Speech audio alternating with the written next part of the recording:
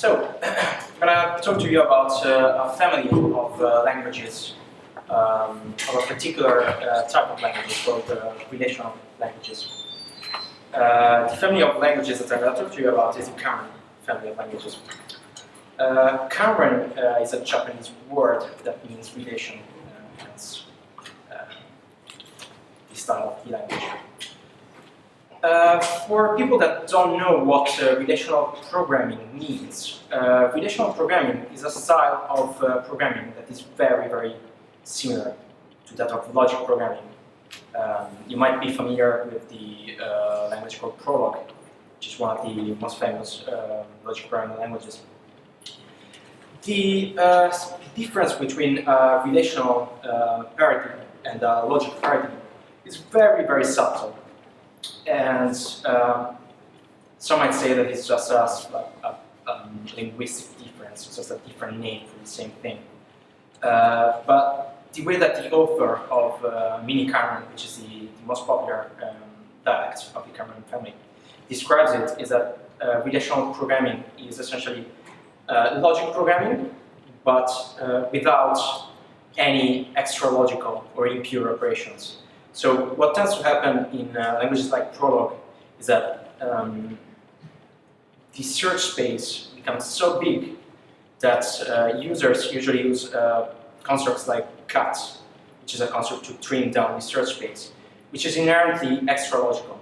And the problem with extra logical operators is that they don't make the program that you're trying to express in a purely declarative style declarative.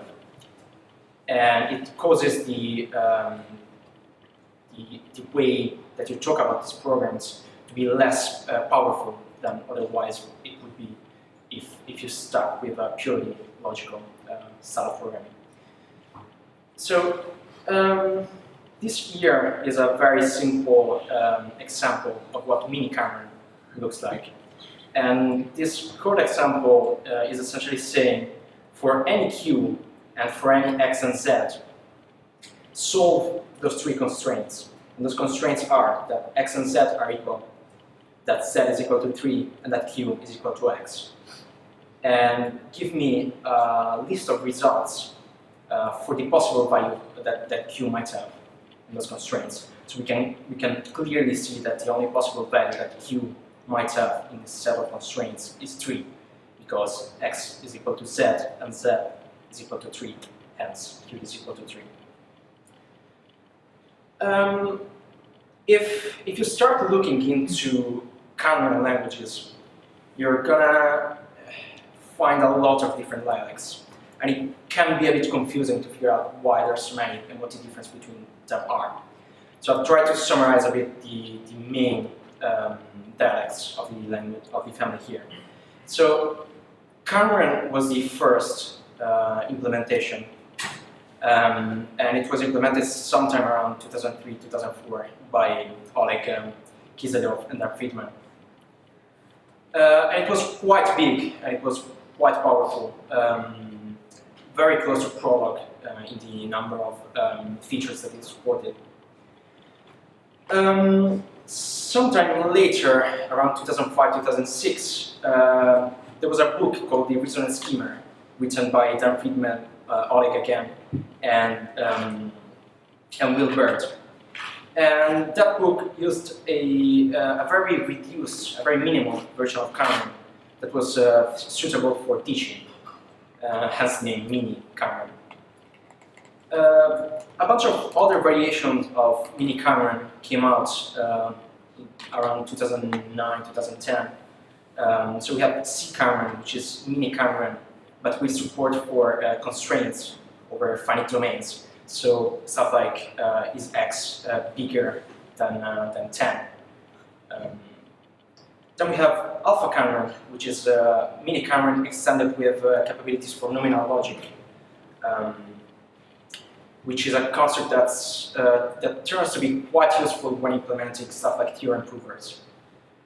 We then have rKanren, which is the most different of all the MicroKanrens, in that it doesn't really support a different feature set, but it changes completely the search strategy that the language uses to solve the constraints.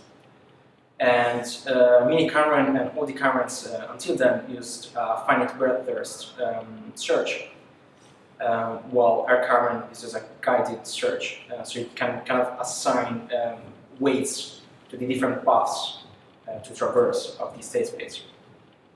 And finally, we have MicroKanren. MicroKanren was developed in 2013, and MicroKanren is supposed to be an even more minimalistic version of mini-Kanren. Completely pure, purely functional, and almost devoid of any macros. That I forgot to say, all those languages are implemented in Scheme. And Scheme, if you guys know it, is famous for its abuse of macros. What they did with MicroKanren was to take all the macros away, so that you end up having a very small kernel of a language that you can just port 20 other languages that you want, because they don't need features that only Lisp or Scheme supports. And finally, a special mention to a library called Core Logic, which is not in Scheme, but in another Lisp called Closure. And it's arguably the most widely used variation of mini-Kanren. And it's the version of mini-Kanren that's used in quite a big amount of tools. And it kind of evolved from mini-Kanren, and it supports a lot of features that mini-Kanren doesn't, and it's got a lot of optimization that mini-Kanren doesn't. So it's, while mini-Kanren might be a research language, Core Logic is the industry version of it. I think of it that way, at least. So some example of what you might use a Kanren or a relational language for. We have Barneyman, which is a research editor that the author of mini-Kanren is working on. And the interesting part of Barneyman is that it's not only an editor, but it uses an implementation of the Scheme language implemented in mini-Kanren itself to perform program synthesis as you're typing. So the idea is that you have an editor like this, where you start defining your functions here, and you provide some hints to the evaluator, like test cases, like you would do TDD. And the editor starts to populate the definition, the partial definition of your append functions, kind of inferring what the body of it might be from the test cases that you wrote. So you define the tests, and the editor tries to figure out what the definition of the function might be that make those tests pass, which is really, really cool. We have, in Closure, we have a library called Expresso, which is a library for symbolic manipulation of algebraic expressions. And the way that it looks is kind of like this, and it's not too dissimilar to what I've shown you before of pure mini-Kanren, but it's just purely algebraic, and it allows you to express algebraic constraints very declaratively. We also have a Qubit, which is a linter, which can analyze your source code and suggest better ways of writing your code. So an example of a rule written in Qubits would be this, where you define the pattern not equal followed by any amount of arguments, and you substitute it with the function not equal, which kind of collapses the two functions together. And as you can see, both of those examples are completely declarative. They don't describe how you would traverse code. They don't describe anything, just what you want to happen. And a final example is Odin. Odin is an engine for querying and data transformation written in Closure, using a variation of MicroKanren. And yeah, it does data transformation and querying in a purely declarative way. You don't have to understand what this snippet does, but it's just to show you that this is querying all the values of a map. And in this statement, there is nothing that says I'm taking a map and I want to extract the values. This is purely declarative. So, I told you that MicroKanren was a very, very minimal core, but just how small it is mind-blowing. As you can see from this introduction, the authors describe how mKanren was a 2065-line program. And they found out that in this very 2065 lines for a language implementation, it's quite small, already. But they found that in those 265 lines, there was an even smaller kernel that they could extract. And that kernel ended up being just 35 lines of scheme. And in those 35 lines of scheme, they've implemented a small algebra and a small kernel for a declarative language that with the appropriate extensions can have the same power as a full-blown Prolog interpreter. So what I'm going to do today is I'm going to take you over that implementation. And I'm going to describe how it works. As I said, the Kanren family of languages is usually implementing the scheme, and the paper that I've based this talk on is implements this in scheme. But I'm aware that not all of you might know scheme, so I picked Python instead as a language that's close enough. With a warning that I don't know how to write Python, so this is essentially scheme with parentheses on the wrong side. So let's start here. We first need to define a couple of helper functions that we have in scheme but we don't have in Python. So we define here two functions. One that takes an argument and returns. In this case, it returns a frozen set, but we don't really care what this function var returns. We only care that given a unique identifier, it returns an object which is comparable with itself. And we chosen a set just as any type of wrapper, because Python doesn't have the ability to define your own types. So we're using a set as a kind of a carded type. This is a technique that scheme people use quite a bit. Is var just tests whether the input arguments is indeed a var, in this case just a frozen set. Then we need to define, so Python has lists, but it doesn't have cons cells. If you don't know what a cons cell is, it's a pair of head and tail. And you can construct a list from cons cell by just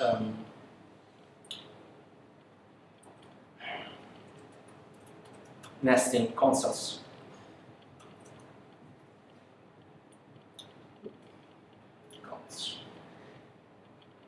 So you can think of this as the list one with the list of two arguments, the list of 1 and 2.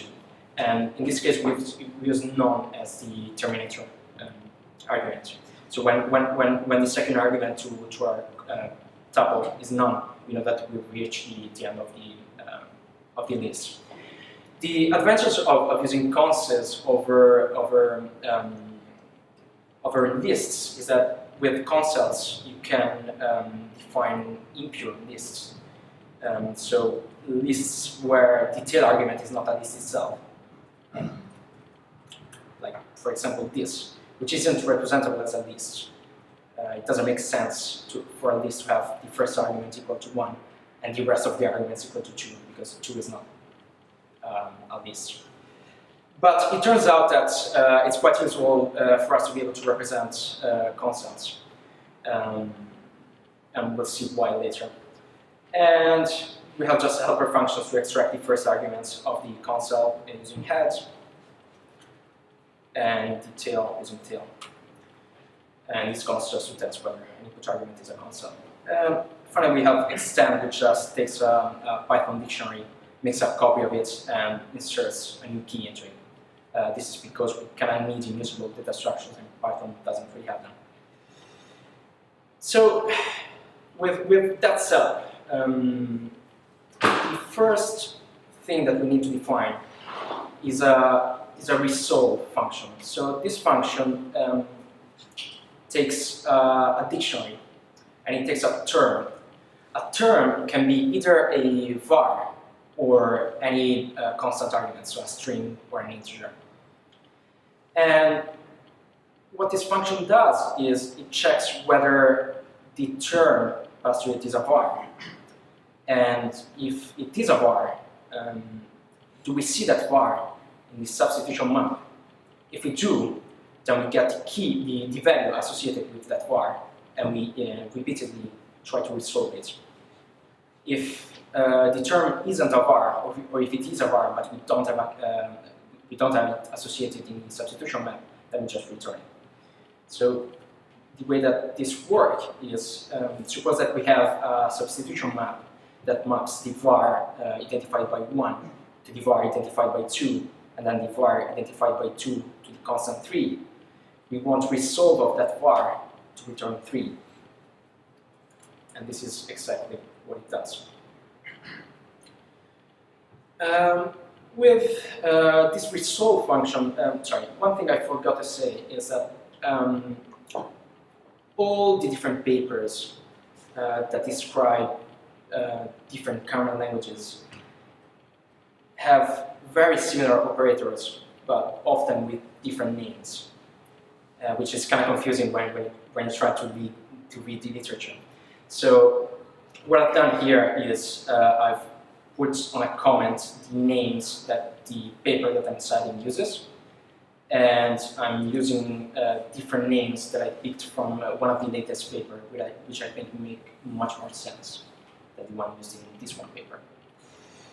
Right, so with resolve in mind, the heart of every logical programming language is unification. So we need to implement unification for a language, and unification takes two terms, the two terms that we want to try to unify with themselves, and a substitution map, which is the same substitution map that we saw used in resolve, which holds the association between a var and a value that we've already seen. Importantly, we represent unification failure as an empty, as a nil substitution map. So this function, the first thing that we need to check is the substitution map that we pass to this function nil? If so, we know that some previous unification has failed, and we must fail as well. If it isn't, then we want to resolve the term 1 and term 2 to the ground value. In other words, we want to try to resolve as much as possible of both terms, so that we have a concrete value to compare them to.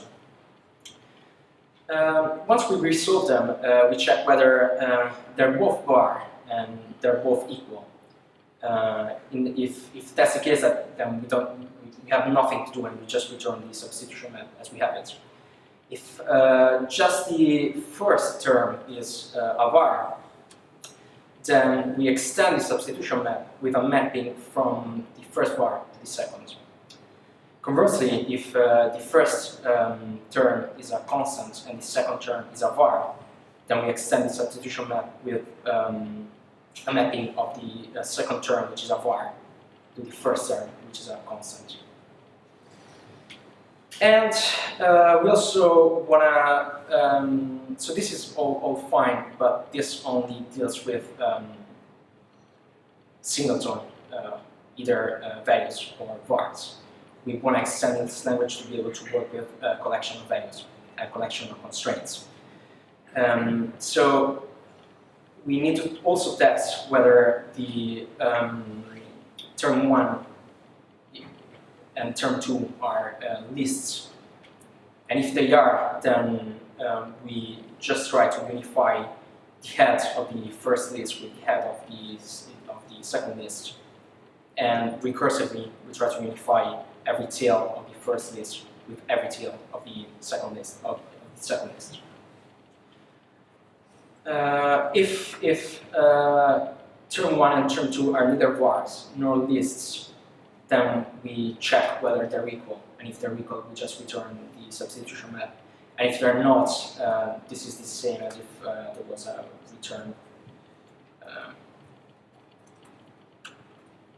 not here. So it's a failure. The only relation you have here is equality. Yes, yes. So yeah, this is a very minimal kernel with only 4 type of relations available, and I'm going to describe which ones shortly. But we don't have this equality; we only have equality. So to show you how this works, taking the same substitution map that we had before, var1 mapping to var2 and var2 mapping to the constant 3. If we try to unify the var1 with 3, we should get a substitution map back, which is telling us that the unification was a success. But if we try to unify var1 with 4, then we don't get anything back, which is telling us that the unification has failed, because var1, we see here, if we try to do it in our heads, var1 unifies with var2, and var2 unifies with 3, but 3 is not equal to 4, so the unification fails. So we have this basic unification description. We need to start defining calls or relations. And the way that we do that is by creating call constructors. So a call constructor is a function from any number of arguments that you want to a function that takes a state and returns a stream of states. And we define a state as a tuple of a substitution map and an integer, which we will use to create new vars. And a stream as just a list of states. When I say just list, this is quite incorrect, but it is true for now, and we're going to see later why a string is not just a list. But for now, you can think of a string as a list. So we have the empty state, which has an empty substitution map, and the var index at 0 because we don't have any vars created. We have a utility function called newString, which takes a state and just returns a list with just that state in. We have a helper function called callGoal that takes a goal and invokes it with the empty state. And finally, we have our first goal. And the first goal here is the equality goal. So what this goal does is it takes 2 terms, and it returns an anonymous function that takes the state, as we described. And it tries to unify term 1 and term 2 in the substitution map of the states. Remember that the state is a tuple of substitution map and integer, so the substitution map in the state is the first argument. And if the if the unification succeeds, then we return a stream of the substitution map that the unification returned, and the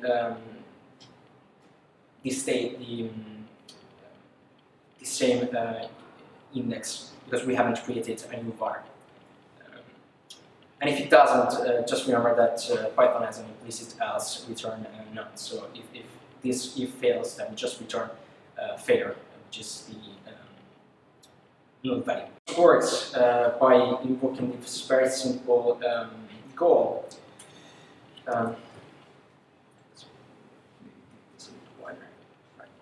So what this is saying is invoke the goal equal var1 with 1, and we see that this returns a list where the state here is the first element, And it's a substitution map of the var 1 to the element 1, indicating that this equality constraint has succeeded. Creating vars manually is quite tedious, and we don't want to do this. We want a way to label vars. So the next call that we define is called call fresh. And the only thing that this call does is it just takes a relation as an argument, and it returns a call that invokes that relation using a fresh var that we just created using the index from the state, and returns a state where the index is just incremented by 1, because we've taken that numeric index for the var that we just created. I've added 2 more variants of call fresh, which are call fresh 2 and call fresh 3, which, as the name suggests, introduce 2 fresh variables and 3 fresh variables. In Scheme we don't need this because we can hide this behind a macro. In Python we don't have a macro, so we need this variation. But just think of those 2 functions as the same call as call fresh. And we can see that same invocation as before using call fresh rather than creating the var manually. And how this works is call fresh invokes this function, and Q in this anonymous function holds the newly created var. And everything else is essentially the same as the previous example that I showed you.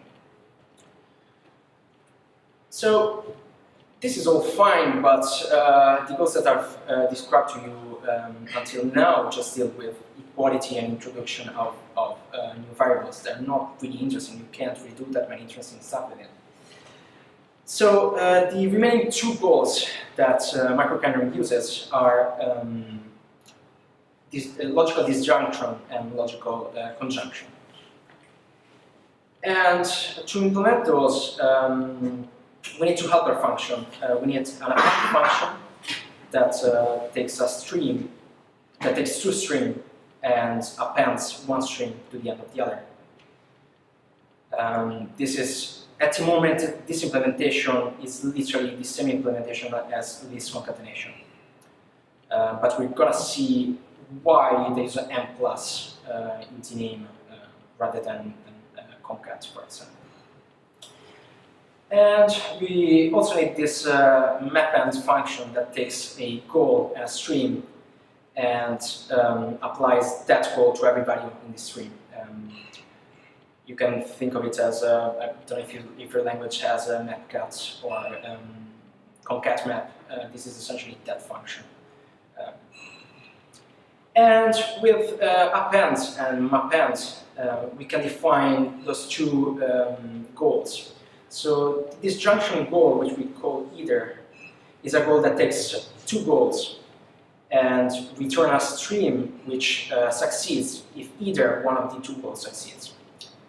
And the way that we implement this is by returning a new goal that appends the stream returned by invoking the first goal over the state to the stream returned by invoking the second goal to the state. Conjunction is implemented as a mapping operation. So when we want a stream to succeed, when we want 2 goals to succeed only, the combination of 2 goals to succeed only if both goals succeed, we execute the first goal over the state, and then we map the second goal over the stream returned by the first one. So once we have that defined, we can kind of see an example of using those 2 goals. So this first relation is saying, given an arbitrary Q, if we want this invocation to succeed, if either Q is equal to 23 or Q is equal to 42.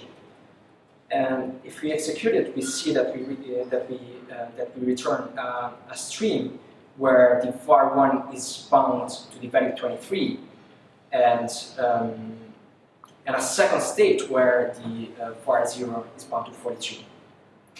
And in this case, the var0 is our Q, and we're going to later define a few helper functions to make this output a bit more pretty.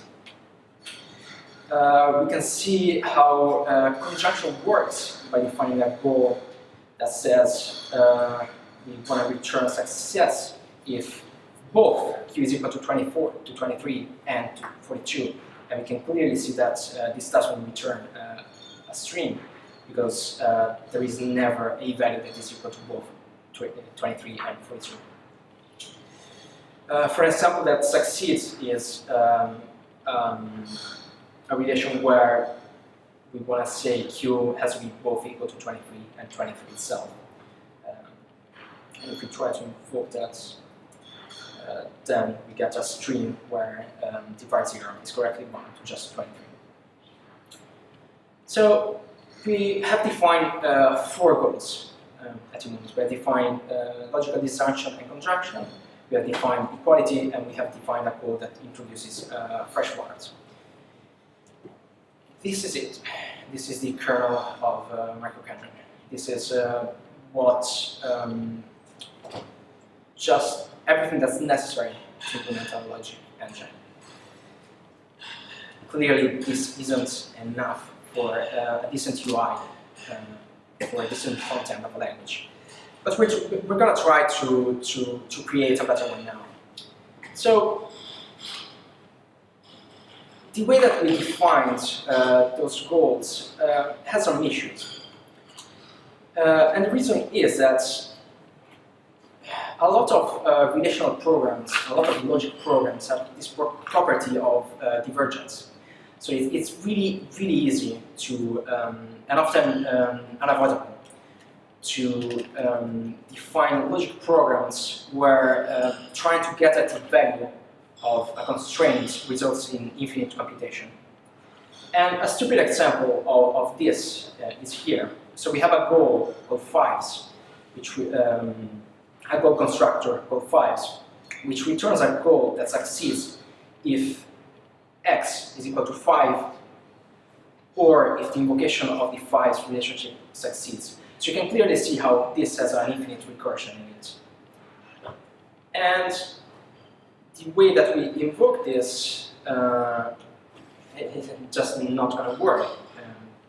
It's going to cause a recursion, an infinite recursion. It's really important for us that we are able to compute results even in the presence of unbound computation. And the way that we do that is by using a very, very neat and interesting trick developed by Oleg, which is by using, rather than simple lists, by using strings. And those strings are implemented essentially as lists of either concrete values or thumbs, whose invocation is going to produce a value. Thumbs or anonymous function, whatever you want to call it. So we redefine our append and mAppend functions just to have this extra clause. So this extra clause tests whether the first argument is not a concrete value, but if it is a function. And if it is a function, then rather than appending the two strings together, we return a new thunk whose evaluation result is the concatenation of invoking this thunk and the second string. And similarly, we do the same thing for mAppend, so we test whether the string that we're trying to apply a goal to is not a concrete value, but it's a thunk. And if it is, then we just return a new thunk whose result is the mAppend of the invocation of this string to the goal.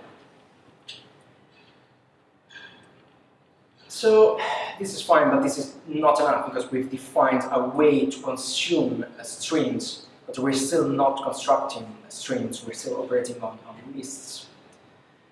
And the way that we construct strings is by introducing this new goal, which I've called yield, and in the original paper it's called ZZZ. And it's not a function in the original paper, but it's a macro. And we don't have macros in Python, we don't have macros in many languages, so I've just defined it as a function. This call takes a goal function and the arguments to that goal, and it returns a new goal with this function barrier applied to it. So a normal wrapping goal would not return that wrapping function. By returning a thunk rather than the concrete invocation of that goal, we wrap that in that thunk that we can then match in those two branches of append and append. And the way that we use this is our fives code that we had defined before. The only thing that we need to change is rather than invoking 5 directly, we yield the invocation of 5s through this yield goal. And what this does is it produces a list, a stream, where the first argument is a mapping, the unification of this var x to the value 5. And the second argument is not a concrete value, but it's a thunk representing the continuation, the remaining possible solutions for this goal. We can't really, we want to see what's in this thunk, and the way that we do this is by invoking tail on it. Tail. So we get the function, and then we just invoke it. And we invoke it again because that function, right, so invoking that function returns a new stream whose first value is again a mapping of the var 0 to 5 and a new thunk representing the rest of the computation. If we were to evaluate all the thunks in the tail position, we would get an infinite stream of those results. And so we're almost there. But clearly this interface is not good. We don't want to manually invoke all the thunks.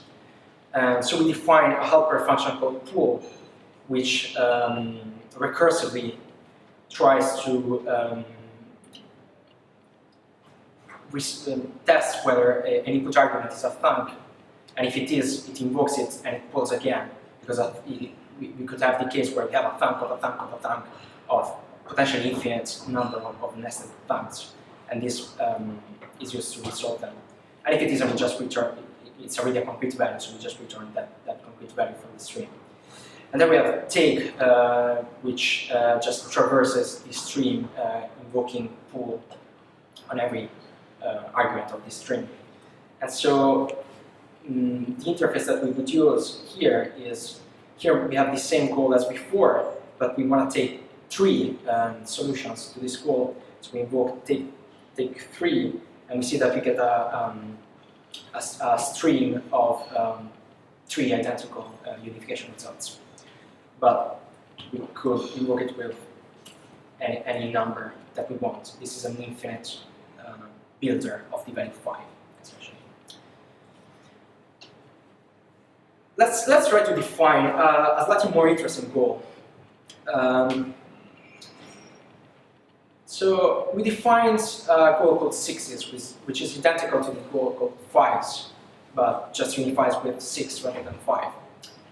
And then we want to invoke a goal which succeeds if either the goal 5s, if either applying the goal 5s this fresh value x succeeds, or if applying the goal 6 succeeds.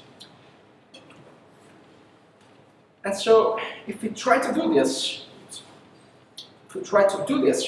we see that we don't get a very interesting results back.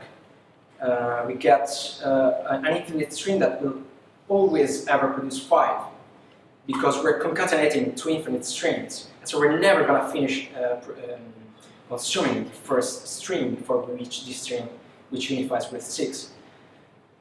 But this is kind of a problem, because when we define our programs in MicroKanren, we are interested in kind of getting a sample of all the possible branching that can succeed. We don't just want getting values from the same branch. And so this is one of the coolest tricks that I've ever seen in a paper. The way to make this work is to redefine append with just one line change. So before the case where we had a func appended the invocation of string 1 to string 2, just swap the arguments. So before fully realizing an entry in this string, we just swap them around. We kind of have this cooperative scheduling where after doing one computational step in one of the goals, we kind of give control back to the remaining goals. And so this allows us, this simple change allows us to get a complete, to do a complete search over the search space. If we try to take 10, we see that we have an alternating production of either unification to 5 or unification to 6. And this is, to me, this is pretty fundamental, because this is telling us that at the core of this relational language, there is nothing but a very small algebra for composition of goals and a cooperative scheduler in charge of unifying and resolving those goals. That's all there is to it. Let's try to define a couple of more helper goals using just the base goals that we define. So we define any as just taking any number of goals and applying disjunction over them. So this is just the same function as either, but it just takes any number of goals rather than just 2. Then we have all, which is the same function but for logical conjunction. So this goal takes any number of goals and it returns a new goal, which succeeds if any of the goal succeeds. And we also define a helper, another helper goal, which kind of combines those two goals together. So this cons goal takes a list of goals, and it combines the inner list using logical conjunction and the outer list using logical disjunction. So, and as a concrete example of what this means is, here we have a relation that says succeeds if either x succeeds for the relation 5s and 6s, or if it succeeds with 6s. And intuitively, we can see that this first relation will never succeed, because we're asking, is there a value for x such that x is equal to 5 or 6? And here we're just asking whether x unifies with 6. So with this invocation, we get a lazy string of just the value 6. And the interesting part is that, again, this first goal is never terminating.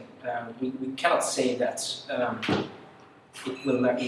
We cannot say a priori that it will never succeed. So we have to test every possible unification on the string that both the 5s and goal and the 6s goal produce. But because of that use of strings, even if this never terminates, this one will terminate, and then because they cannot proceed in lockstep, we always get finite values of it. And so, with all those combinations in mind, I'm going to show you one of the coolest version of list concatenation that you'll never see. So, this is a function that takes 3 lists. It takes this is a relation, sorry. It takes 2 lists whose concatenation is the result out. And the way that this works is we say, if the first list is empty, then the result of concatenating the first and the second list must be the second list. Otherwise, if the first list is not empty, but it's itself a list, then the concatenation of that list is recursively the append of the first argument of this list, this newly created rest list, and this rest list is the output of concatenating the tail of the first list to the second list. This is a bit opaque to see. It's much clearer in scheme because it closely matches the actual definition of concat in scheme. But it's close enough to a definition of concat that we might write in a functional language anyway. And we can ask MicroKanren, suppose that the first list is the list with the element 1, and the second list is the list with the element 2. What is the result of this concatenation? And we get the response, not really readable, but this says that the result should be a list. I'll make this bigger so you can see it. Sorry. So here it's the result. So this is saying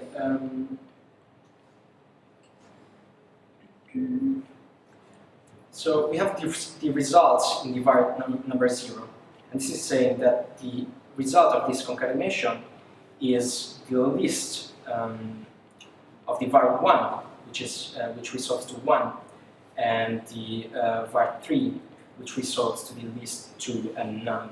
So, kind of putting this all together in our minds, this is saying that the result is the list 1 and 2, which closely matches what we asked for. Again, this is not a very readable output. So the final step that we're going to do is we're going to try to convert that output in something that we can actually read.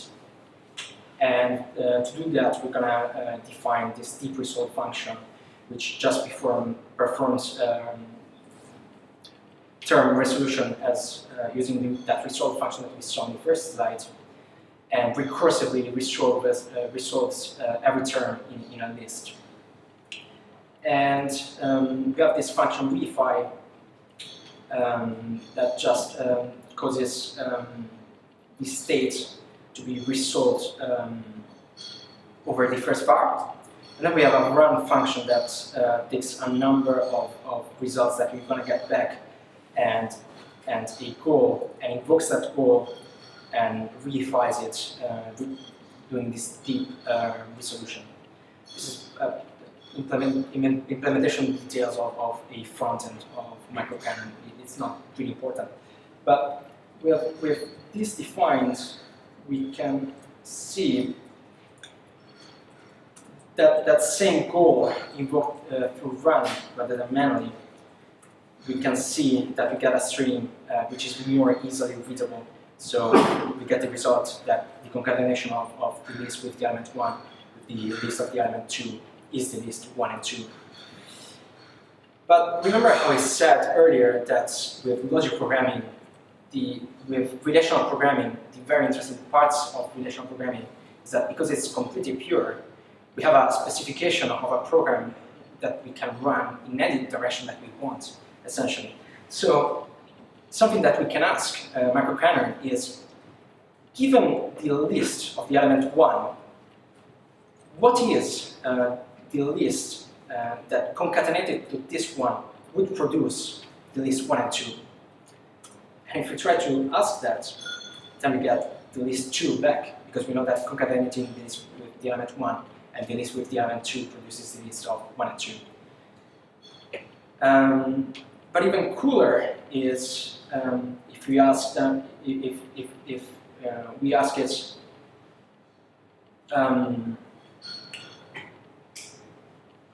say we know that the result of a particular concatenation is the list 1 and 2, but we don't know what the input arguments are.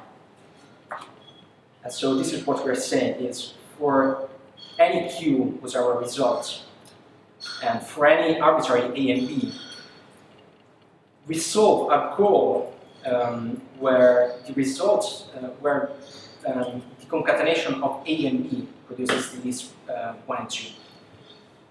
And if we try to execute this, and we ask MicroKanren for 3 values, we get 3 different values, and it tells us that to get the list 1 and 2, we could either be concatenating the empty list with the list 1 and 2, we could be concatenating the list with the element 1 to the list with the element 2, or we could be concatenating the list 1, 2 with the empty list.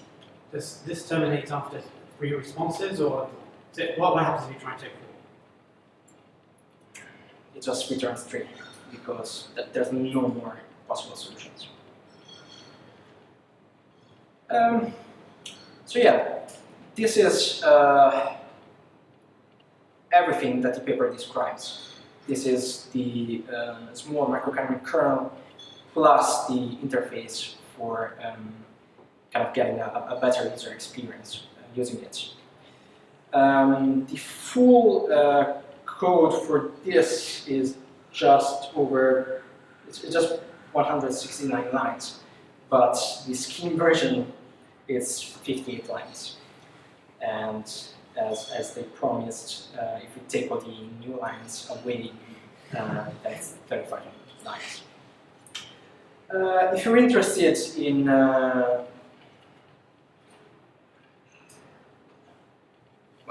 if you're interested in learning more about Kanrens, those are some very, very easy to read references, some very easy to read papers. And something that I would highly recommend is this one in particular. It's the dissertation that Wilbert made on mKanren. And it's 200 lines, 200 pages or something close to that. But it's incredibly well written. It's really, really easy to follow. And yeah, as you can see from the dates, the first publication of Kanrens was in 2004, but research continues to happen, and new Kanrens continue to exist. And the reason why we have so many dialects of Kanrens is that they all implement feature sets that are not compatible to each other, so different logics that don't play well together. But the rationale for MicroKanren is to create a kernel, a very small kernel, where you can implement those different logics on top of it. So like a common lingua franca for Kanren languages. So yeah, that's all I had. I'm gonna publish the code and slides in my GitHub if you want to read it. If you have questions, we don't have much time.